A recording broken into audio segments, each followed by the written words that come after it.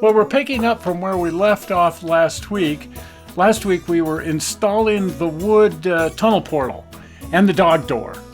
And the dog door, our friend Daniel Smith, who builds outdoor railroads professionally, has decided that he loves this and he wants to use it, but he's dubbed it the guillotine door. Oh, gee. It sounds more dangerous than it actually is. Watch out, squirrels. So our inspiration has been this scenery.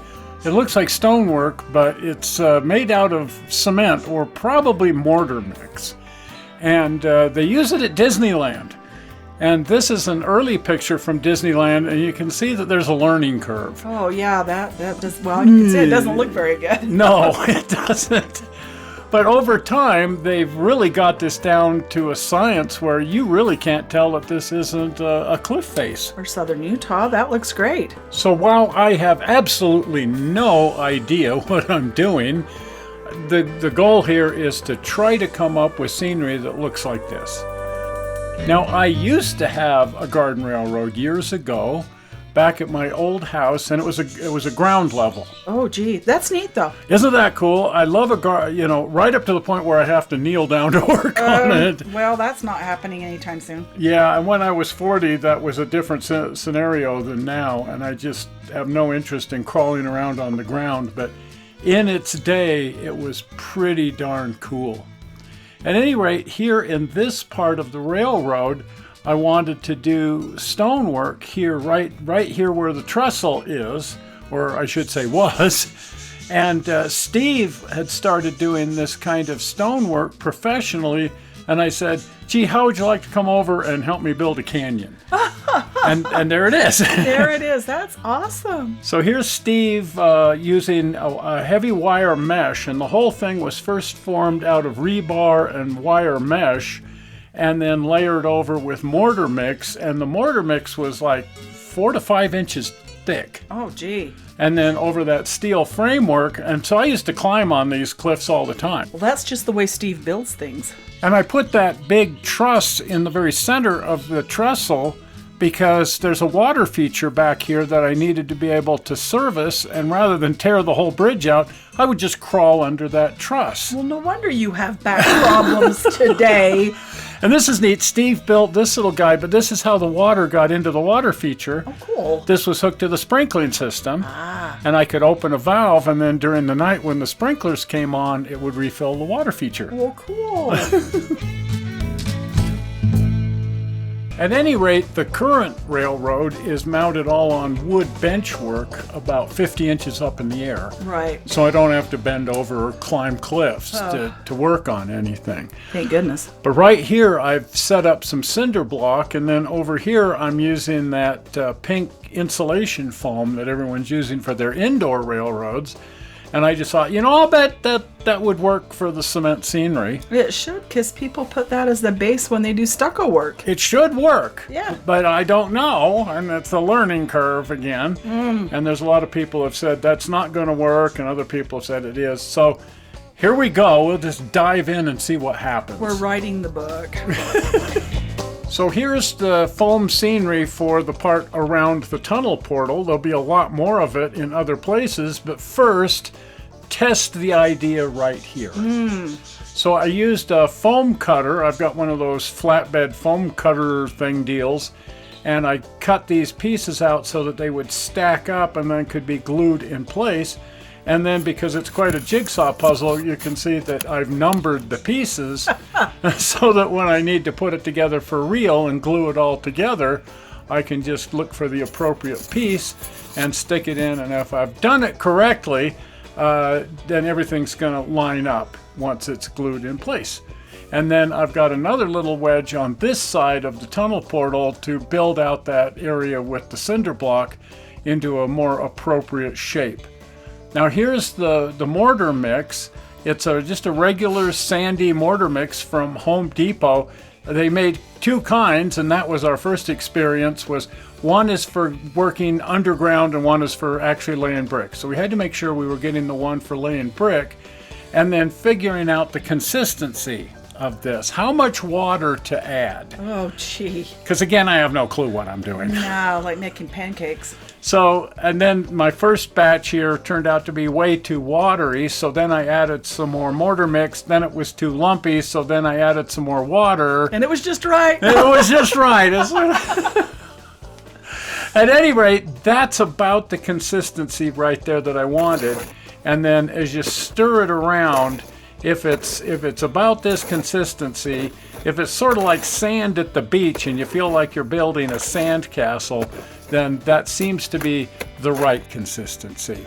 Spring mud. And this is Gorilla Glue, the original formula, which is water activated. So it won't dry at all till it gets wet, but Steve suggested dumping that all over the cinder block and the foam in an effort to, because then when I spread the mortar on here, it'll activate the glue. The glue foams up like crazy, and that should help hold the mortar in place.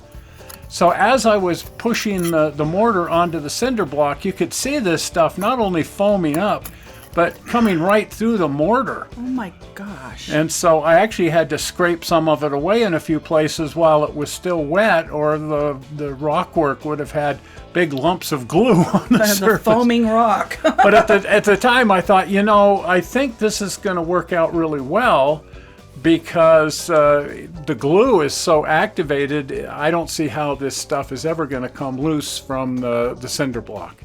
So I just kept packing it on there. Now you'll notice that the tunnel portal has been removed. The tunnel portal is removable for just working out here. So you have to start carving it and shaping it while it's still wet. And then as it's drying, you can do different things with the carving. Oh. And so it's actually a really nice thing that while you're working and it's setting up, you can do shaping in ways that you can't do when it's really sloppy wet.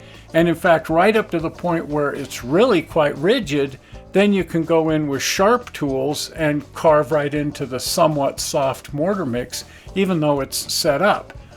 And then I took a brush to it to brush it down and make it, bring out the sandy quality of it. Oh, neat. And so there it is. That's cool. So I was very happy with that. And then as long as it doesn't completely fall apart. Oh, let's hope not. Let's hope not. I was also working as fast as I possibly could because it was threatening rain. And in fact, it did rain. It did something, and wow. it soaked everything. But my hope was that it won't really hurt anything to soak the mortar mix. And in fact, it did dry. And it did dry hard as stone.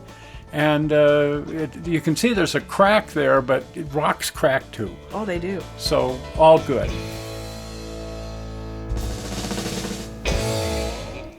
So on to gluing the foam down to the railroad and then gluing the pieces together. They make this blue glue for gluing foam together. And I tried testing the Gorilla Glue to see if that would attack the foam, and guess what? What? It attacks the foam. Oh my gosh, well then don't use that. So I thought, well, I can't use the Gorilla Glue here, but the mortar itself I'm hoping will stick to the foam, and as long as I put a nice thick layer of mortar on here, I'm hoping I can just layer that on top of the foam without the Gorilla Glue. Right.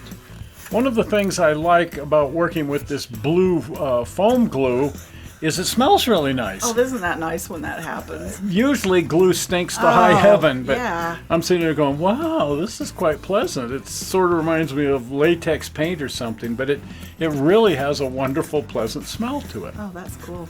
And then I tried to work that down into the cracks and everything. The last thing I wanted was for the foam to delaminate from itself and cause the whole thing to break up that way. So I just kept stacking these pieces up. Again, they're properly numbered, so it should easily go together, and making sure that it's also glued to the wall. And then also I had the tunnel portal set in place while I was doing this to make sure I wasn't interfering with that. So here I am just putting some mortar on here, and that mix is actually too thin. Oh, it sure is. And I didn't catch it. And then again, I'm not using any Gorilla Glue. I'm just hoping that this is going to stick. And then I probably should have made this a thicker heavier mix while I was doing it, but I also sort of thought, well, I can work it down into the cracks and everything a bit better if it's a little bit thinner and runnier.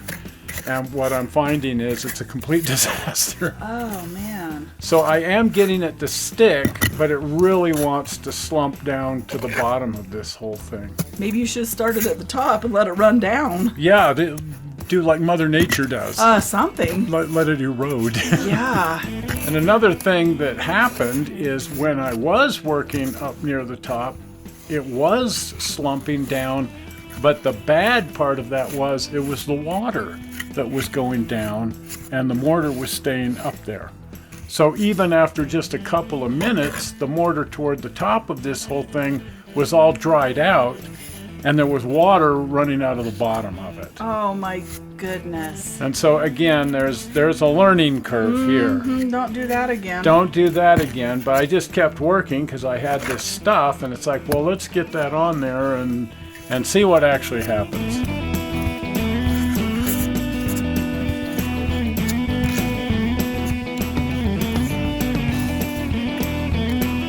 But as I'm working up in this area, it's drying out as I'm putting it on here. Oh dear. Because the water's running down through the interior of the mix just that fast.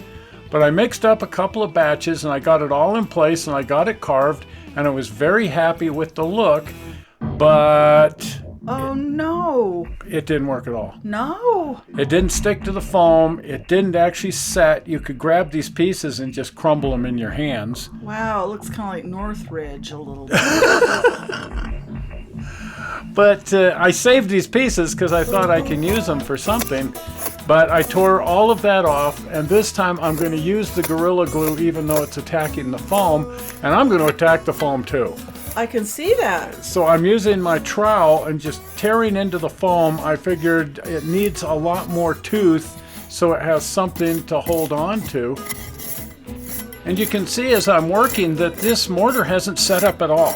Right. And I wondered why. Well, then someone told me, how fresh was your mortar? And I said, oh, it's been out in the tough shed for about 5 years. Oh. And they said, Dad, you can't do that. You have to have fresh stuff. It's got a shelf life. It's only good for about 6 months. Oh, really? Oh. So I went ahead and broke out the Gorilla Glue here, and I put a good lavish layer of this, just sort of letting it run down the foam. And sure enough, very slowly it started to attack the foam. But you can see here places where the Gorilla Glue is running down over the construction foam, the insulation. And then if you can kind of see just over to the right of the pink foam, glue is actually coming up through the cracks there. It sure is. And so again, I scraped the glue out while it was still soft, but I was actually pleasantly surprised. I thought, it's not going to fall off of there now. I sure hope not. Not if the glue itself is percolating up through the mortar mix and coming up to the surface, and it's on the foam itself and attacking the foam. That should provide a nice rigid base for this whole thing to hold together. And there it is after it's set up, and sure enough, this is as hard as the driveway. Oh, good. I was very pleasantly surprised, if you will, and it carved up, and I think it looked pretty good, and I'm getting more and more used to working with it, and each time I do this, I think I can carve something that looks a little bit more like stonework, and as long as I get the right color on here and everything, I think it's going to look just fine. I think so.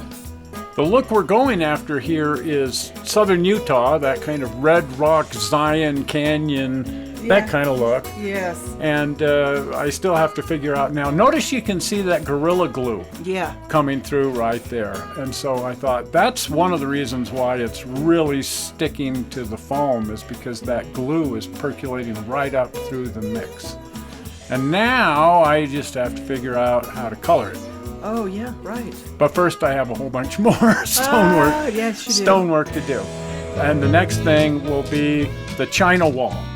And this is a duplication of the Chinese wall on the Sierra Nevadas along the Central Pacific Railroad. Oh, neat. Anyway, it's just a big wall. A big wall. And we'll pick it up next week from there. Anyway, if you're not a subscriber to the channel, please subscribe to the channel, and that way you can be notified and follow along as we do all of this work. And the easy way to become a subscriber is by clicking on the button right there, the blue button.